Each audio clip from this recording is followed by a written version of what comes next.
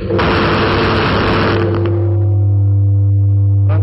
ce matin du ministre de l'Intérieur, les représentants des partis politiques autour de l'avant-projet de loi portant statut de l'opposition politique. Une opposition politique qui devra avoir au bout du processus un chef. Les travaux d'aménagement des bitumages de la voie d'accès à la cité universitaire de Kabbalah sont à plus de 60% de taux d'exécution. Le chantier qui a été visité cet après-midi par le ministre de l'Équipement, des Transports et du Désenclavement est long de 12 km et va coûter à l'État malien 6 milliards de francs CFA. Mesdames, Messieurs, merci de nous suivre. Bonsoir et bienvenue à l'information sur l'ORTM. Et comme tous les mercredis, nous ouvrons donc le journal avec le communiqué du Conseil des ministres, conseil et communiqué lu ici par Nyanya Alou Traoré. Nyanya, bonsoir. Bonsoir à Madame Ali Diallo. Bonsoir à tout le monde. Au chapitre des mesures législatives sur présentation du ministre du Commerce, le Conseil des ministres a adopté un projet de loi relatif à la protection du consommateur dans le domaine des transactions commerciales.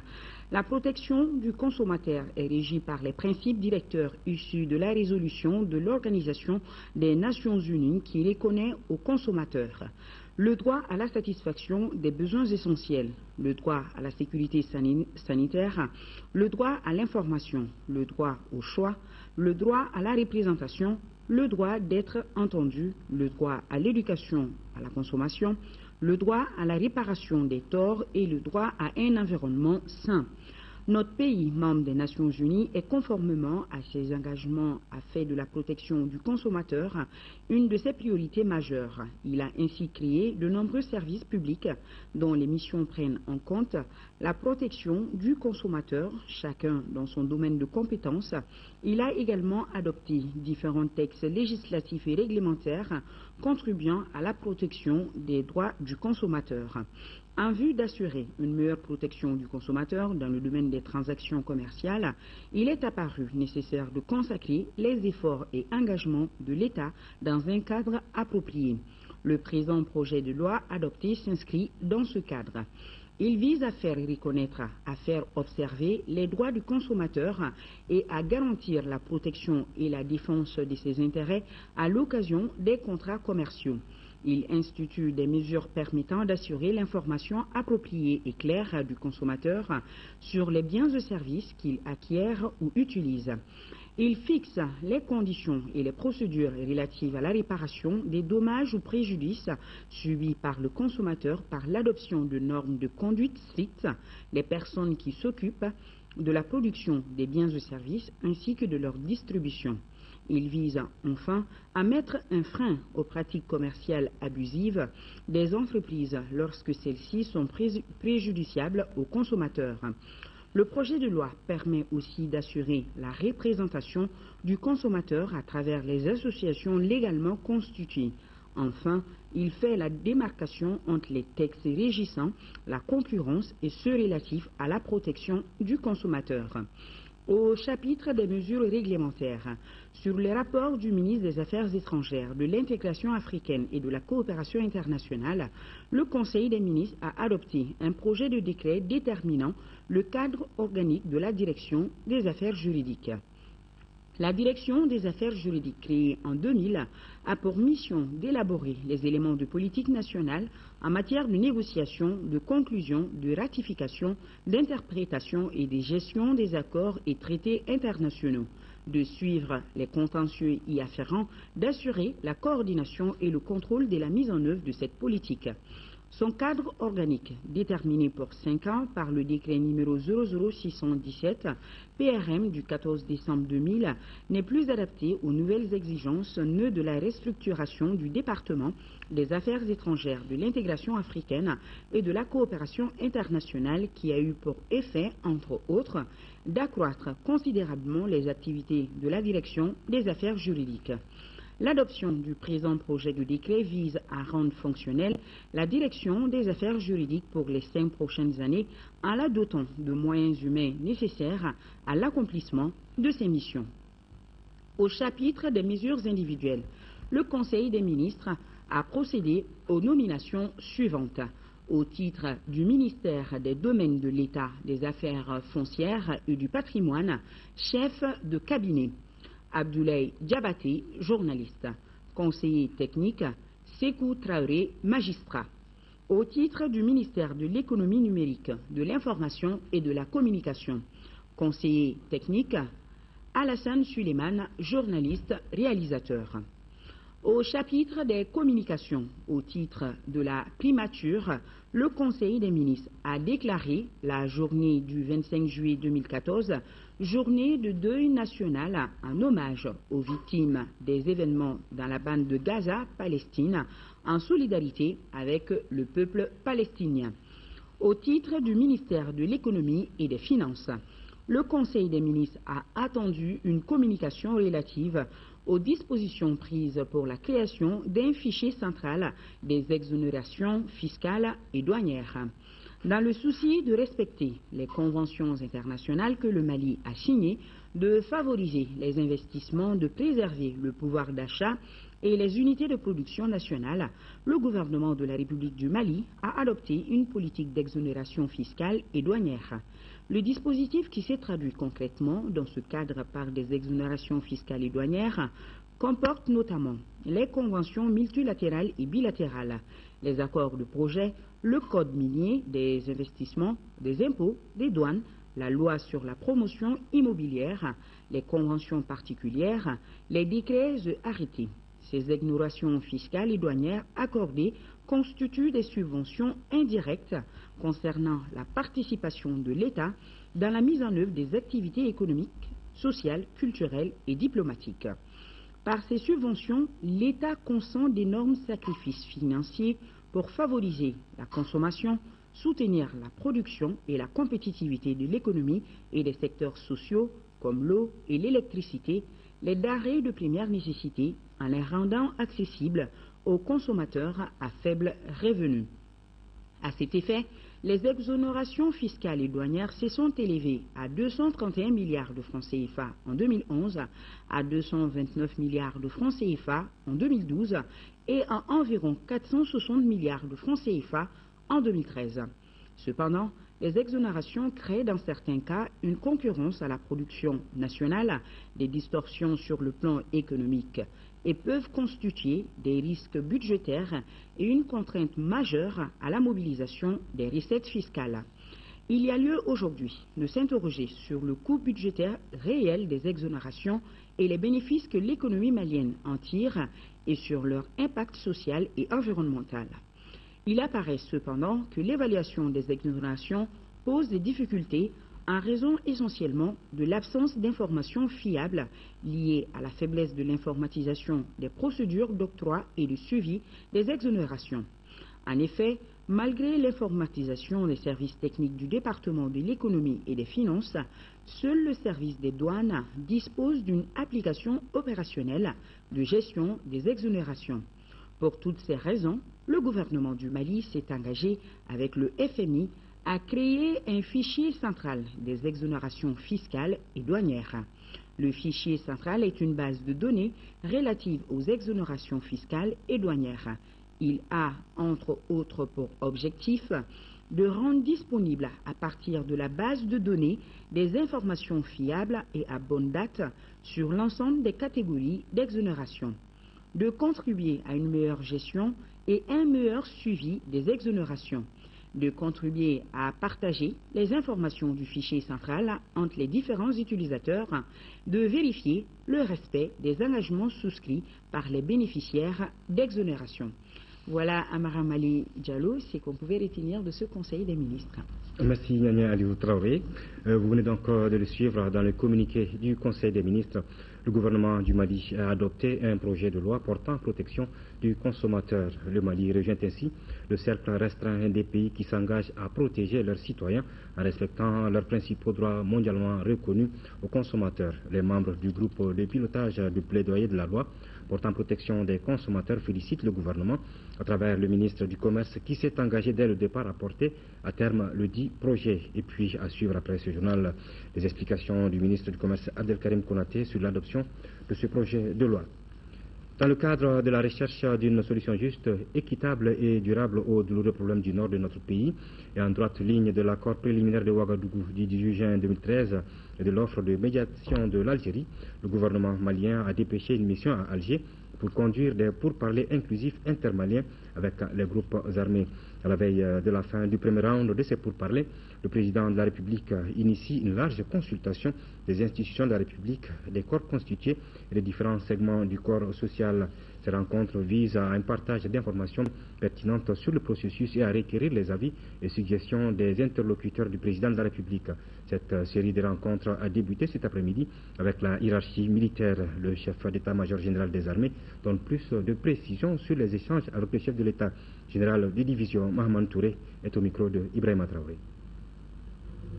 Le président de la République, chef suprême des armées, a entrepris d'informer le corps social des négociations en cours et de faire un large survol de la situation. Et vous le savez aussi, les forces armées et de sécurité font partie du corps social. C'est à ce titre que le président de la République, chef suprême des armées, a décidé de rencontrer les chefs d'état-major, les directeurs de service et assimilés pour leur donner un point de situation en cette première phase des négociations. Il a levé un certain nombre d'équivoques. Comme vous le savez, il y a un certain nombre de rumeurs qui circulent.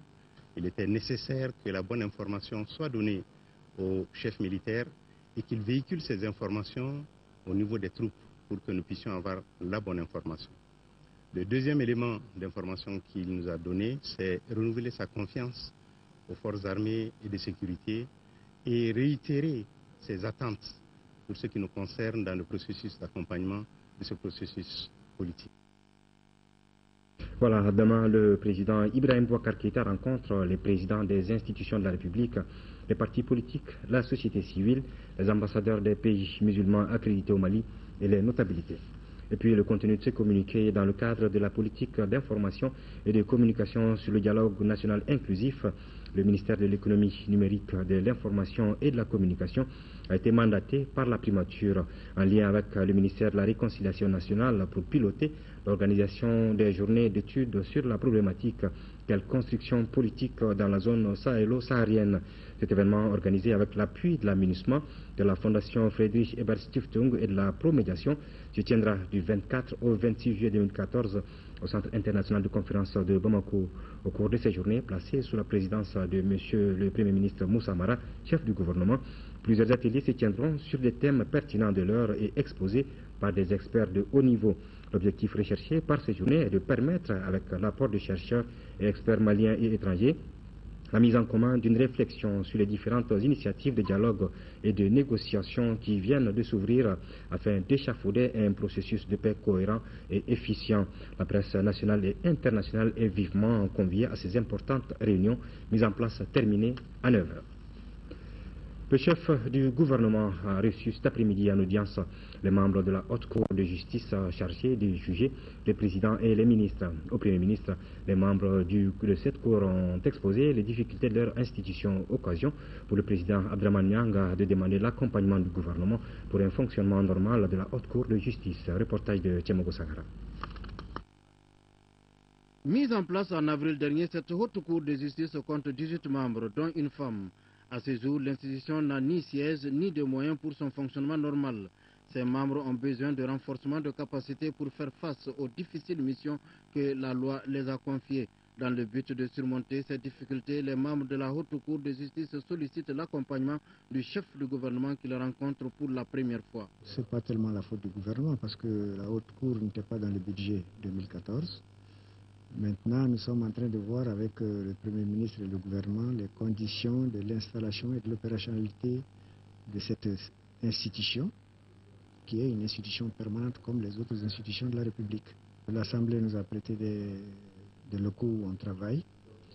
On doit élaborer les textes de base de la Haute Cour. Il y a une loi qu'il faut peut-être améliorer, mais il y a aussi le règlement intérieur qui n'existe pas, qu'on est en train de faire. Il y a des ateliers en cours, des ateliers de formation par des organisations internationales. Nous allons prendre contact avec les grands experts, les professionnels de la justice, de la Cour suprême et des autres cours. Et nous allons faire des formations de base pour les membres de la Haute Cour. Le chef du gouvernement a salué cette démarche de la Haute Cour de justice et les grandes ambitions de l'institution. C'est pourquoi le Premier ministre Moussa Mara réitère la disponibilité de son gouvernement à accompagner l'institution judiciaire. On va regarder déjà en interne, par rapport à ce dont nous disposons, qu'est-ce qui peut être fait. Et là, à ce titre, je souhaiterais, si cela était possible en tout cas, que vous nous saisissiez pour faire un peu un point par rapport à la question du siège. La question du siège, le dossier au niveau du ministère de l'économie et des finances par rapport à la signature du contrat. Donc ça ne doit pas poser de difficultés particulières. Pour ceux qui relèvent du ministère de la Justice, la même chose. Je souhaiterais que peut-être de manière détaillée, vous puissiez nous écrire pour nous dire voilà, ce que le ministère doit faire, quels sont les actes qu'il doit poser, quels sont les textes qu'il doit prendre éventuellement pour qu'on puisse aller de l'avant. Et d'ores et déjà, nous allons instruire au ministre de l'économie et des finances de prévoir dans le budget 2015 cette institution. Selon le président de la Haute Cour de justice, Abdraman Niang, son institution entreprendra dans les jours à venir des visites au niveau des autres institutions du pays. Après 2 ans de suspension, l'Assemblée nationale du Mali fait son retour au sein de l'Assemblée permanente de la francophonie. C'était à la faveur des travaux de la 40e session qui se sont tenus du 4 au 8 juillet dernier à Ottawa, au Canada, en présence de près de 350 délégués des 45 sections. Le président de l'Assemblée nationale, Issaka Sidibé, y a conduit une forte délégation parlementaire. On notait aussi la présence de l'ambassadeur du Mali au Canada, Mme Traoré Aminata Diallo. Le président de l'Assemblée nationale a fait une intervention dont nous vous proposons un extrait. Je voudrais avant tout remercier la présidente de l'APF et le Parlement canadien pour m'avoir invité à participer à ce 40e sommet de l'APF et de m'avoir permis de vous exprimer ma sincère reconnaissance. Permettez-moi surtout de remercier le bureau de l'APF, réuni à Rabat en février 2014, et l'Assemblée régionale africaine, tenue en juin 2014 à Brazzaville, pour avoir recommandé la levée de la suspension du Mali au cours du présent sommet. Je voudrais donc saluer la décision de l'Assemblée plénière d'Ottawa de réintégrer notre Assemblée au sein de la francophonie parlementaire. Comme vous le savez, les élections législatives de novembre et décembre 2013, saluées par la communauté internationale, ont permis l'Assemblée nationale du Mali de connaître une nouvelle législature. Toutefois, la crise politique qui a déstabilisé notre pays a également fortement fragilisé notre institution parlementaire. Aussi, je voudrais solliciter l'APF, l'ouvrage diplomatique essentiel de l'espace francophone, pour la mise en place d'une initiative multilatérale de coopération interparlementaire francophone pour le Parlement malien. Le président du Haut Conseil des collectivités a successivement reçu en audience ce matin les membres du bureau du Conseil national de l'Ordre des médecins du Mali et une délégation du Parlement national des enfants. Les échanges ont respectivement porté sur le bilan opérationnel de l'Ordre des médecins et les difficultés liées au financement du Parlement national des enfants. Moussa Fane. L'un des rôles du Conseil national de l'Ordre des médecins du Mali est de veiller aux principes de moralité, de probité et de dévouement des médecins. Il veille également au respect du code de la déontologie médicale. Et c'est dans ce cadre que les membres du bureau ont rencontré le président du Haut Conseil des collectivités. Les échanges ont surtout porté sur la médicalisation des aires de santé de base. Nous avons rencontré l'institution il y a 3 ans. Il avait été question à cette époque et aujourd'hui également de lui parler de ce que l'ordre doit faire. L'ordre doit faire non seulement pour les populations des cités, mais également pour les populations des zones rurales qui sont rattachées aux collectivités territoriales, donc à son institution. Nous pensons que nous devons travailler avec lui, surtout que les thèmes évoqués ce matin avaient un rapport avec les recommandations fortes des États généraux de l'Ordre des médecins, à savoir la médicalisation des aires de santé de base qui sont du domaine des collectivités locales, mais également du partenariat public-privé. Donc à toutes ces questions, le président et son collège ont été d'une oreille attentive et nous ont rassurés de l'appui institutionnel qu'ils pourront nous apporter. La seconde audience a concerné le Parlement national des enfants. Les enfants parlementaires étaient venus présenter le bureau du Parlement au président du Haut Conseil des collectivités et échanger avec lui sur les difficultés auxquelles est confronté le bureau, comme le financement de l'organisation. Nous avons tenu à rencontrer le président du Haut Conseil des collectivités, comme toutes les autres institutions, pour présenter d'abord notre bureau. Et au cours de la rencontre, nous avons un peu échangé sur la création du Parlement. Que le gros de la discussion s'est articulé sur le fait que le Parlement est confronté à quelques difficultés depuis sa création, les difficultés de ligne budgétaire au niveau du ministère, des difficultés de fonctionnement, et je pense que le président du Haut Conseil et ses conseillers nous ont proposé quelques solutions que nous allons essayer d'appliquer. Il faut rappeler que le Parlement national des enfants est composé de 47 membres. Les deux délégations se disent satisfaites de la rencontre avec le président du Haut Conseil des collectivités. Le processus de révision du statut de l'opposition politique est en marche. Le ministre de l'Intérieur et de la Sécurité a rencontré ce matin les représentants des partis politiques autour de l'avant-projet de loi portant statut de l'opposition politique. À travers cette démarche, le gouvernement veut améliorer les conditions d'exercice de l'opposition politique qui aura désormais un chef. Mamari Kone. Après 14 ans de mise en œuvre, la loi portant statut des partis politiques de l'opposition veut s'adapter à l'ère du temps. En proposant sa relecture, le gouvernement veut poser un jalon supplémentaire dans le renforcement de notre démocratie avec la désignation d'un chef de l'opposition.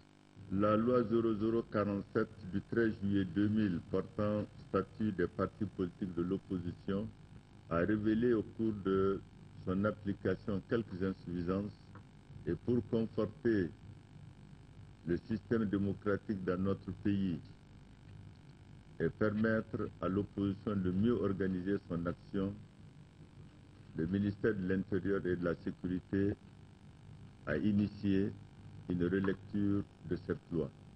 L'innovation majeure, c'est carrément l'institution du chef de file de l'opposition. D'abord, comment il doit être choisi, quelles sont ses prérogatives, quels sont ses avantages, où est-ce qu'il doit être choisi. L'avant-projet de loi qui comporte 24 articles et 4 chapitres a été largement partagé par les représentants des partis politiques présents à la rencontre. Finalité de l'exercice du jour, recueillir leurs avis et observations. Nous pensons que c'est important que le parti qui est le mieux représenté à l'Assemblée nationale puisse alors effectivement donner le chef de l'opposition. Mais donner le chef de l'opposition à son appréciation. Il peut tout à fait choisir que ce soit un parlementaire ou bien que ce soit effectivement quelqu'un qui est à l'extérieur. Parce qu'aller aux élections relève d'abord du cadre politique, ou souvent de son parti politique. Donc nous n'avons pas opté, mais nous avons dit qu'il faut approfondir la réflexion. Comment le chef de l'opposition doit être désigné? Nous sommes allés jusqu'au moindre détail en disant que si il n'y a pas l'extra-parlementaire, qu'on voie en cas d'égalité ou en cas d'absence, jusqu'au niveau des élus communaux pour pouvoir désigner ce représentant. Ça, c'est extrêmement important. Et nous avons dit aussi que la désignation soit sous le gide du président de la République par décret. Le secrétaire général du ministère de l'Intérieur et de la Sécurité a promis que les propositions faites par les uns et les autres seront prises en compte en vue d'améliorer le document. Il sera ensuite transmis au gouvernement pour adoption. Restons au ministère de l'Intérieur et de la Sécurité avec ce communiqué.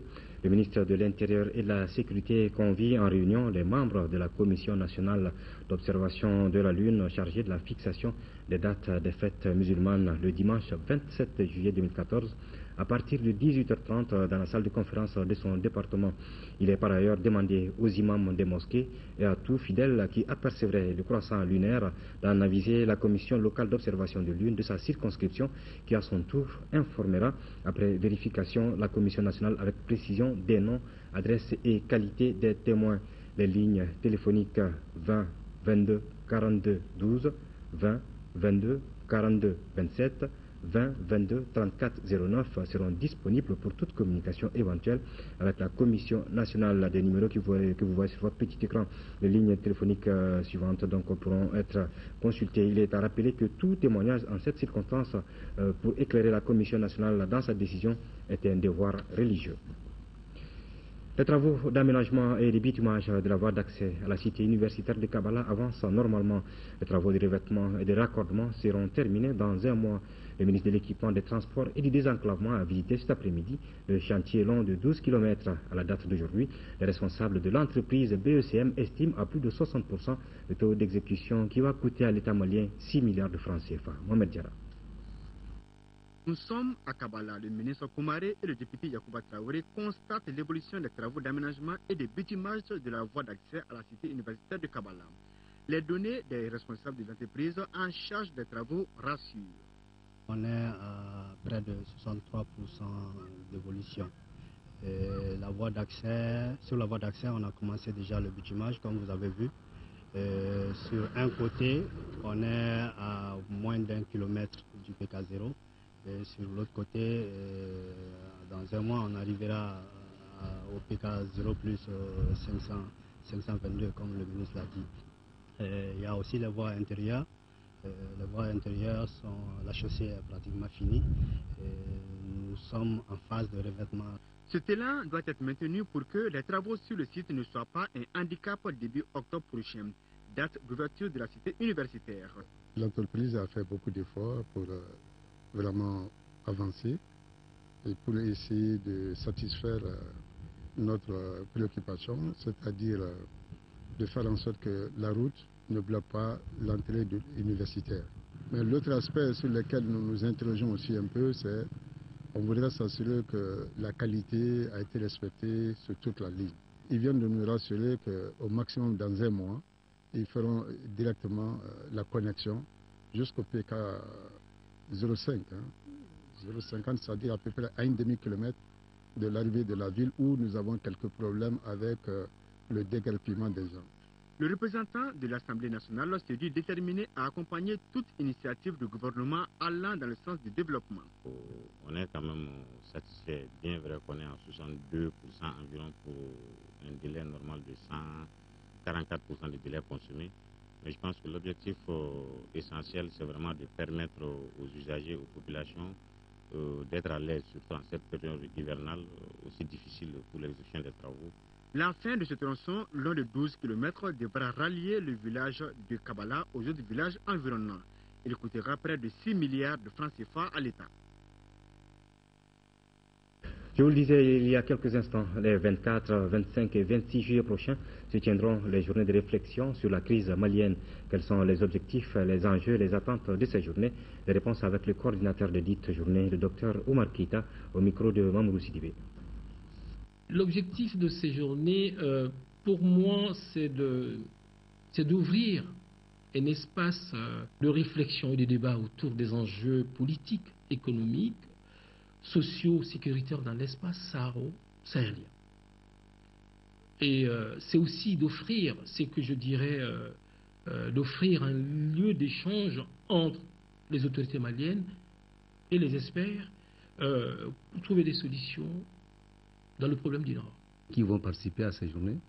Bon, vous avez beaucoup d'experts, des experts maliens.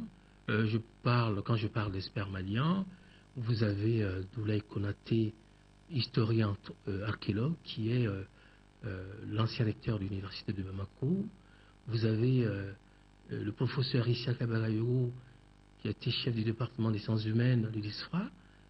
Vous avez du côté malien encore Moussassou, qui est ethnolinguiste. Vous avez entre autres des experts comme Thierry Dramé. Vous avez Gorge Clouté, qui a beaucoup travaillé sur le monde Touareg. Et vous avez Pierre Boilet, qui est le directeur de l'IMAF. Vous avez aussi Jean-Pierre Collen. Vous avez entre autres Michel Gali, qui est politologue, qui a fait un livre très intéressant sur le Mali. Et voilà, donc il y aura aussi des experts de la médiation, Ahmed Baba Miske. Il y a des députés du Nord qui sont invités. Il y a des acteurs de la société civile qui sont invités, qui seront là autour de... Parce qu'il y aura des ateliers. Les matins, il y aura des plénières sur les 3 jours. Il y aura des plénières le matin. C'est très ouvert. C'est un débat où il y a des interventions des experts, des intellectuels qui vont intervenir quelques minutes. Et l'après-midi, il y aura des ateliers très fermés. Il y aura le premier atelier, ce sera sur les défis politiques, sécuritaires.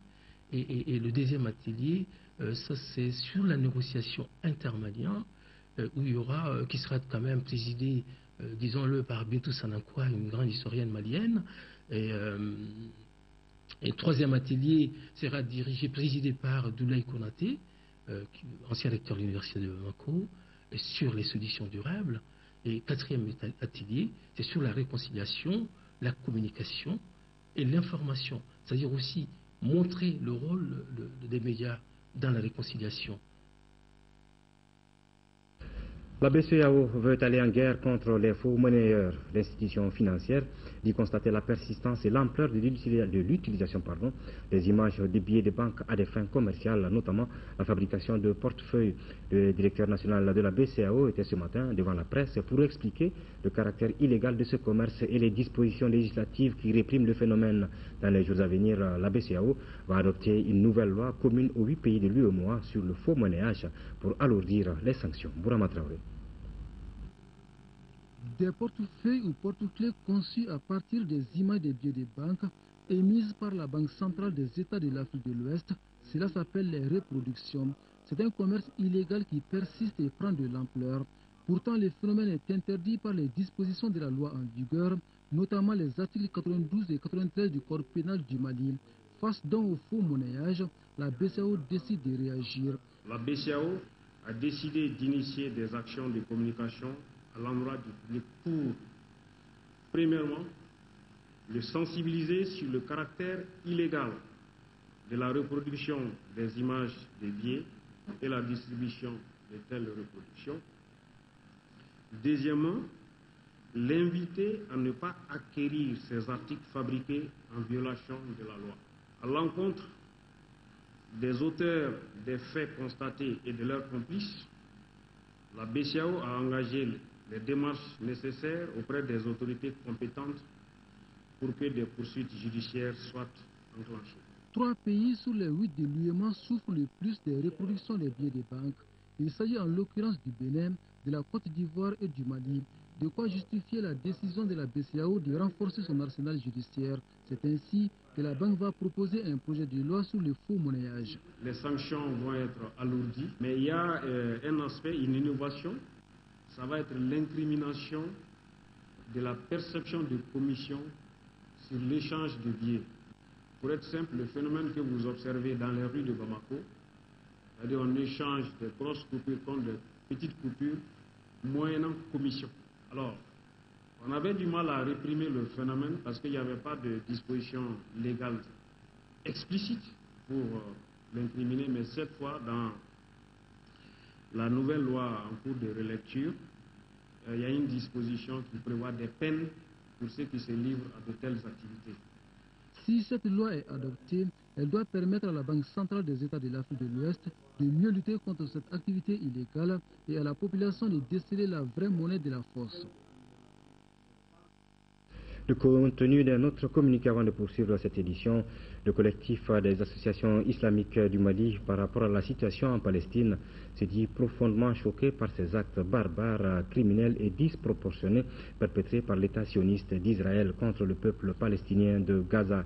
Le collectif exprime sa solidarité et sa compassion aux familles des victimes innocentes et lance un appel pressant à l'ensemble des pays africains pour se tenir toujours mobilisés aux côtés du peuple palestinien martyr. Indamali et le Royaume des Pays-Bas ont signé une convention de financement des projets sur la sécurité alimentaire et la résilience dans la vallée du fleuve en région de Gao. Les projets seront financés à hauteur de 655 957 000 francs CFA. Ce financement contribuera d'une part à sécuriser l'approvisionnement en eau pour l'agriculture familiale et la sécurité alimentaire et d'autre part à favoriser l'émergence des femmes et des jeunes de la région de Gao à travers l'agriculture. Fatoumata Koni. Près de 700 millions de francs CFA, c'est la somme qui permettra de relancer dans 2 mois les activités génératrices de revenus des femmes et des jeunes de la 7e région.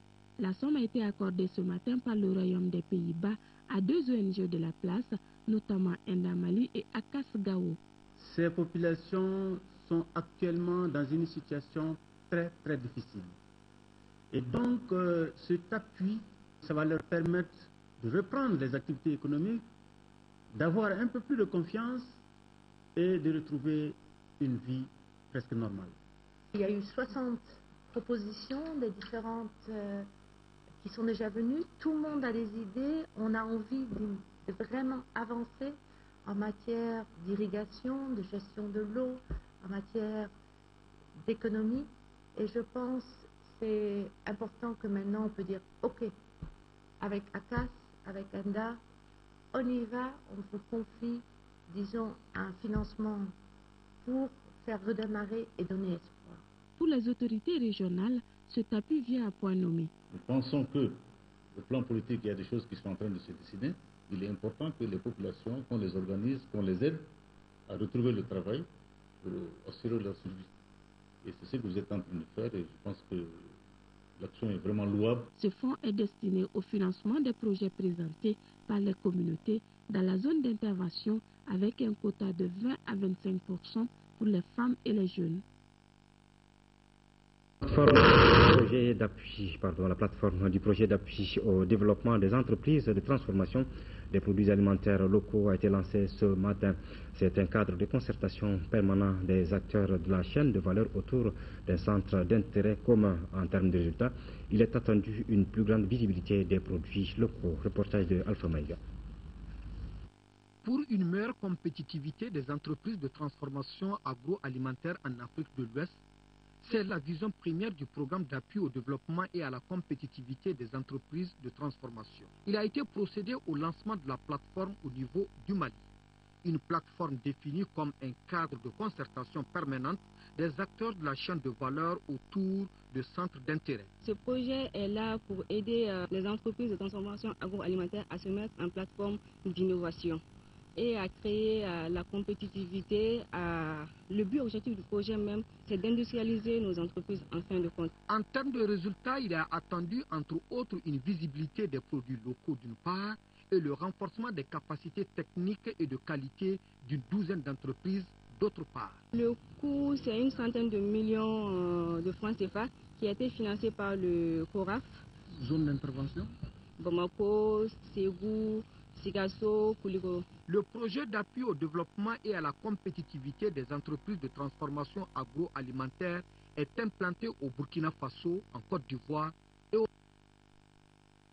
Plus de 102% de réalisation en superficie emblavée pour le coton et plus de 97% pour le maïs en région de Sikasso. C'est la révélation faite mardi à la faveur de la rencontre du comité exécutif régional de l'agriculture de Sikasso. Une rencontre à mi-parcours de la campagne agricole 2014 qui était présidée par le gouverneur de la région de Sikasso. Elle a regroupé les responsables des services techniques du développement rural, les partenaires, les représentants de la société civile et des chambres consulaires. Sekou Konaté. Par la présente rencontre première depuis le démarrage de la campagne, les acteurs de l'économie rurale de la 3e région veulent mesurer le chemin parcouru en matière de mise en œuvre du plan de campagne 2014-2015 du 21 mai au 10 juillet 2014. Le constat est que très sincèrement, par rapport à beaucoup de régions, la région démarre bien. Même si les pluies sont un peu mal reparties dans l'espace, en tout cas la pluviométrie est satisfaisante. De la présentation des services techniques, il ressort que les réalisations au titre de 2014-2015 sont largement au-delà des prévisions et loin de la campagne 2013. Le maïs à près de 100%, le coton est également à près de 100%, les autres cultures sèches, les mil sorgho, aussi autour de 80%. Et le riz également continue la même lancée. C'est pour dire qu'aujourd'hui, l'espoir est permis dans la région de Sikasso. Et en termes de distribution des intrants également, je crois que beaucoup a été fait. Aujourd'hui, on a près de 34 000 tonnes d'engrais qui ont été placées et près de 140 tonnes de semences hybrides qui ont été placées. Pour renforcer les capacités des agents d'encadrement de l'agriculture, 60 nouvelles motos ont été mises à disposition pour plus de résultats et de performances. On doit continuer, c'est une campagne agricole, c'est tout un hivernage à chaque période de ces travaux. Donc surtout les cotonculteurs doivent suivre les conseils des encadreurs pour les traitements et tout ce qu'il y a à faire. A signaler que la région de Sikasso compte plus de 230 agents d'encadrement, tous désormais dotés à moyens de déplacement. Nous partons à présent en première région avec le lancement de l'opération de distribution alimentaire gratuite dans la région de Caille, initiée par le commissariat à la sécurité alimentaire.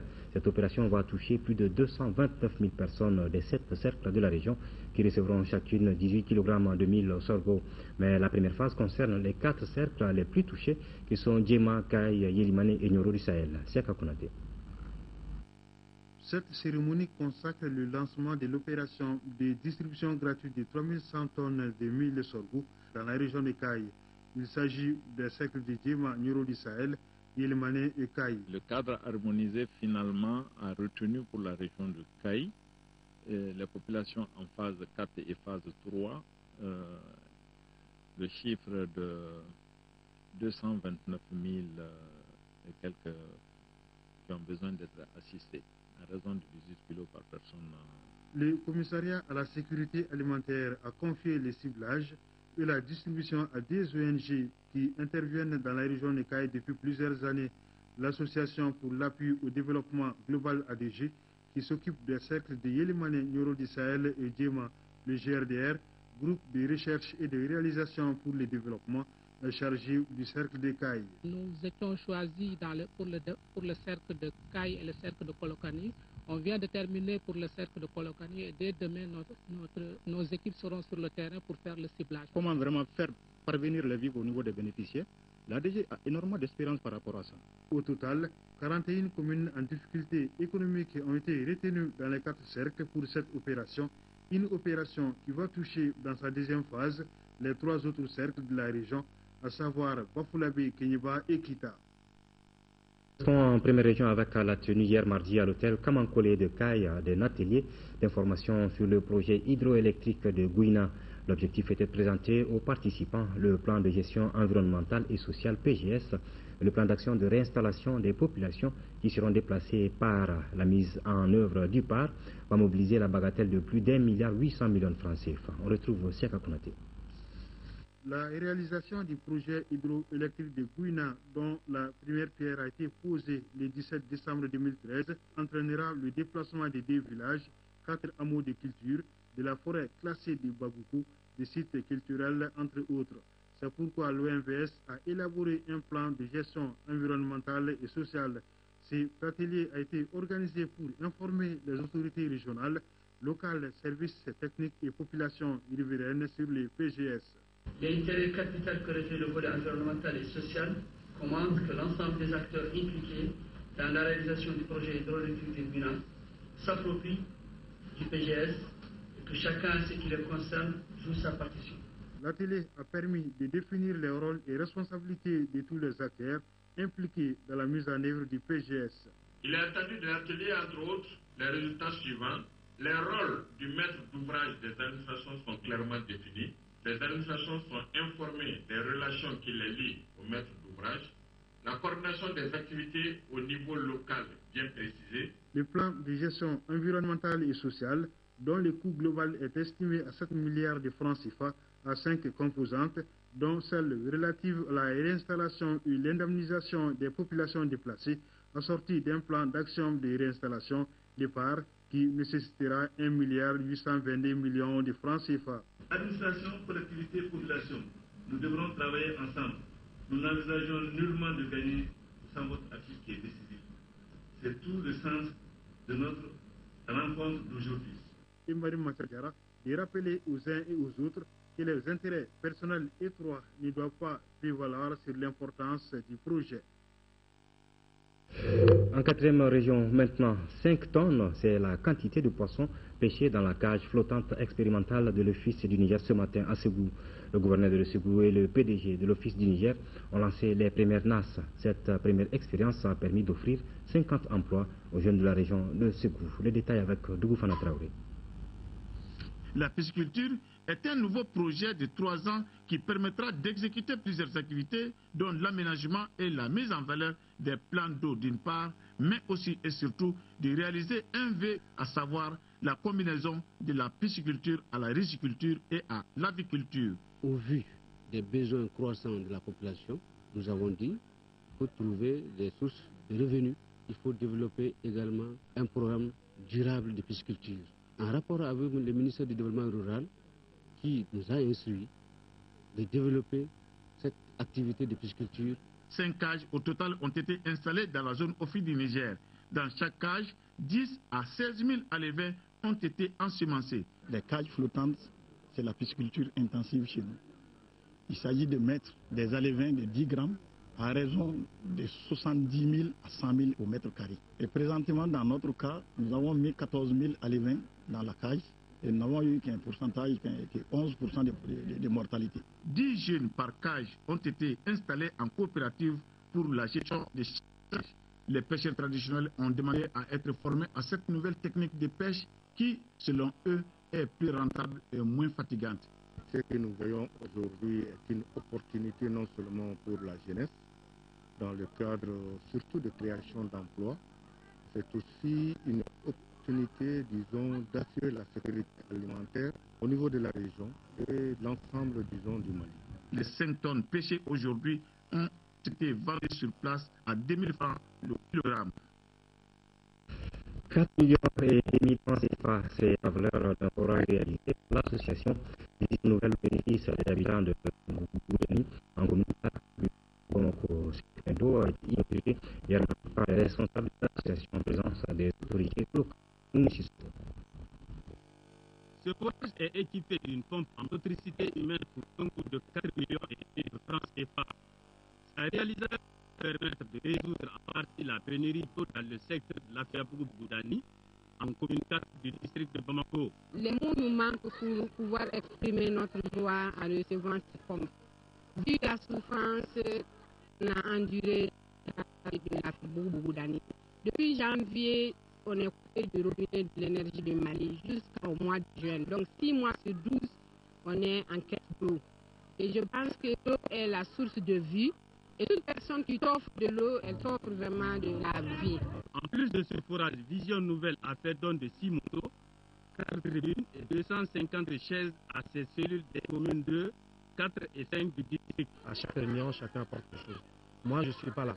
À chaque moment aussi, j'apporte quelque chose. Dès que ça fait, j'apporte. On se dit, bon, maintenant, on va aller dans cette commune, faire tel. Voilà la stratégie à mener pour exécuter ce projet. En appui à la base dans son fonctionnement, on a payé ces motos. Quand on veut les informations, ils sont là, ils vont s'enquérir des informations, ils ramènent au bureau en fait. Donc les tribunaux ont donné ça dans les quartiers gratuitement. Quand il y a une cérémonie, que ce soit un mariage ou décès ou baptême, tu viens, on te donne gratuitement. L'association Vision Nouvelle se veut apolitique. Elle couvre le district de Bamako et certaines communes à l'intérieur du pays. Son objectif est de contribuer au développement socio-économique du Mali. Pour à présent en football, championnat national de Ligue 1 au compte de la 24e journée jouée hier au stade Omnisport Modibo Keïta, le CS Dougoulonfla a battu les 11 créateurs de Nyarela, un but à 0 en seconde affiche. L'AS Real de Bamako a dominé le Nian Koulikoro 3 buts à 1. Résumé des 2 matchs avec Mamoutou Dante. L'AS Real de Bamako se rapproche davantage du podium du championnat national de Ligue 1. Les Noirs et Blancs de Bamako ont dominé le Nian de Koulikoro 3 buts à 1. La défense de Niana a résisté pendant 20 minutes. Finalement, elle cède sous la pression des réalistes. Mouktar Mohamed Sissé ouvre le score à la 22e minute. Avant de signer son doublé à la 31e minute, 2 à 0, c'est le score à la mi-temps. À la reprise, l'AS Real accentue les offensives. Jean-Paul Oulé Imako fait trembler les filets à la 51e minute. Son deuxième but personnel en Ligue 1 cette saison. L'AS Niana réduit le score à la 43e minute par Bakary Koulibaly. Le Real de Bamako réédite sa performance de la phase aller devant le Niana de Koulikoro. Aujourd'hui, on a été, techniquement, je pense qu'on a été meilleur que cette équipe, l'équipe du Niana. Et en plus, on a pu concrétiser les occasions qu'on a créées. Si on a perdu, ça devait arriver parce qu'ils sont plus forts que par rapport à nous. C'est que j'ai dit tout simplement que l'équipe joue bien déjà. On a marqué un but aujourd'hui après 560 minutes de match sans un but. On a pu marquer aujourd'hui. J'espère que la semaine prochaine, on va marquer un pour ne plus prendre. Juste après cette rencontre, les 11 créateurs 5e 38 points ont été battus par les 16 du Goulonvula 4e 39 points 1 à 0. Après une première période de 0 buts partout, les CS du Goulonvla arrivent à scorer à la 58e minute par Mamoutou Danfaka. Ainsi, l'équipe des 7 villages remporte les 3 points de ce duel de la 24e journée. Au classement provisoire de cette 24e journée, les CS du Goulonvla restent 4e 42 points et son adversaire du jour, les 11 créateurs, se positionne à la 6e place avec 38 points. Foot toujours au féminin, cette fois-ci, l'AS Mandé de la commune 4 a rejoint La Real de Bamako en finale de la Coupe du Mali. Les Mandeka ont atomisé les Tigresses de Bougouni 11-0 au stade Mamadou Konaté. Abdul Karim Kaba.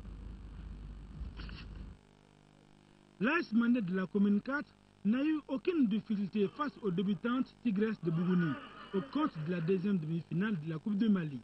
La communarde s'impose par 11-0. Bassela Touré a marqué 4, Hawa Conté en a inscrit autant, Fatoumata Diarra a mis au fond des filets 2 et Yvonne Mara a marqué 1. Des fois, l'AS Mandé a refusé même de marquer des buts. Dans l'histoire du football féminin, c'est pour la première fois qu'une équipe régionale ou bien une équipe du district a atteint à ce niveau de compétition. Moi, je suis satisfait. J'ai perdu 11-0, mais ce n'est pas la fin du monde. Les Manégas comptent bien préparer la finale contre le Real. Inch'Allah, s'il plaît au bon Dieu, la manière dont on a gagné ce match, on va essayer de préparer jusqu'au bout pour remporter le titre cette année encore. La finale de la Coupe du Mali chez les dames, 3e édition, opposera donc l'AS Real et l'AS Mandé ce 31 juillet au stade Modibo Keïta. Alors on espère que la finale nous permettra de voir beaucoup d'autres buts. Retour sur ce communiqué avant de nous séparer. Le ministre de l'Intérieur et de la Sécurité convie en réunion les membres de la Commission nationale d'observation de la Lune chargée de la fixation des dates des fêtes musulmanes le dimanche 27 juillet 2014 à partir de 18h30 dans la salle de conférence de son département. Il est par ailleurs demandé aux imams des mosquées et à tout fidèle qui apercevrait le croissant lunaire d'en aviser la commission locale d'observation de la Lune de sa circonscription qui à son tour informera après vérification la Commission nationale avec précision des noms, adresses et qualités des témoins. Les lignes téléphoniques 20 22 42 12, 20 22 42 67, 20 22 34 09 seront disponibles pour toute communication éventuelle avec la Commission nationale. Il est appelé que tout moyen en cette circonstance pour éclairer la Commission nationale dans sa décision religieux. Voilà, c'est tout pour cette édition. Merci d'avoir suivi. Retrouvez l'information demain à 10h. Merci et bonne suite sur votre télévision.